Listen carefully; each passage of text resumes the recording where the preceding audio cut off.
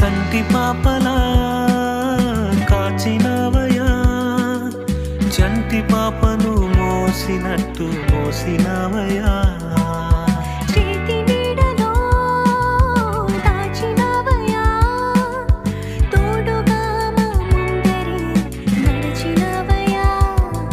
పోషించినవయా, బలపరచినవయా, భయము వలదని ధైర్యమునిచ్చినవయా.